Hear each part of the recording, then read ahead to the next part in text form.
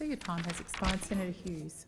Thank you, Madam Acting Deputy President. Well, it's nice to hear Senator McAllister acknowledge that there is a Victorian government, because during these continual attacks on Minister Colbeck, these disgraceful efforts targeting some of the most vulnerable people in our community that are being absolutely well protected, they are being put at risk thanks to the efforts of a security guard who decided to get a bit of action during his work time, thanks to the outstanding management of quarantine by Chairman Dan, which of course we don't hear any recognition. Senator Hughes, it is not okay to not use people's proper titles. That extends to state parliaments. I'd ask you to withdraw. I withdraw. My mistake. I actually thought that was his title after the 6-month grab of Senator emergency Hughes, powers. please resume your seat. Order. Order. When I ask you to withdraw, please don't make a reference to your previous comment. I would like you to withdraw and then move on with your speech, please. Thank you, Acting Madam Deputy President. I withdraw. Thank you.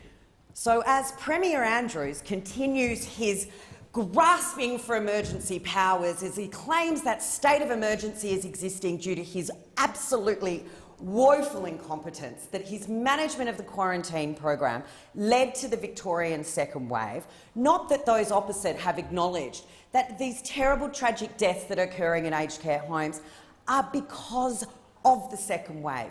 They are occurring in Victoria because of the actions of Premier Andrews and his incompetent cabinet, who are now, thanks to their incredible poor legislative agenda at the beginning of this year, staring down the barrel of manslaughter charges for their incompetence. It's an extraordinary fact that those opposite have continually failed to acknowledge. You wouldn't know there was a state of Victoria. I mean, luckily, for a lot of these people that in Victoria, they're locked away, unable to work, trying to stay safe, keep themselves away from the COVID spread, as Premier Andrews gives himself more and more power, increases his reach into people's lives, ruining the Victorian economy. But let's not mention any of that. It is a tragedy when COVID, of course, when it gets into the community, that it is going to get into our aged care facilities. And of course we have planned for that, and Minister Colbeck has been working across the board to ensure that those preparations and plans were in place, that we have made sure there is a surge workforce available. And incredibly, many of the other state premiers actually suggested and volunteered and offered assistance of workers from their states to go to Victoria.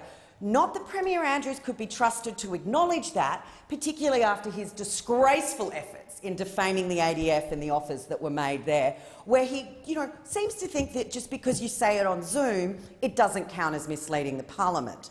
But anyway, as is Victoria. But whilst these deaths are incredibly tragic, what is also incredibly tragic is the people that are dying alone.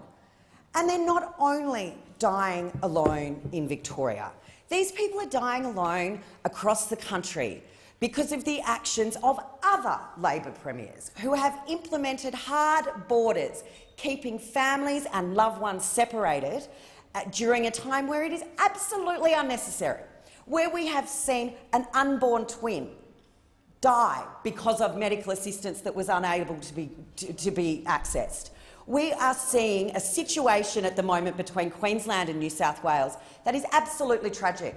We have boarders at school who are supposed to be going home for school holidays, who are leaving areas in Queensland with no COVID and heading to the family property, 15 k's south of the border, 20 k's south of the border, 50 k's south of the border, onto their family properties.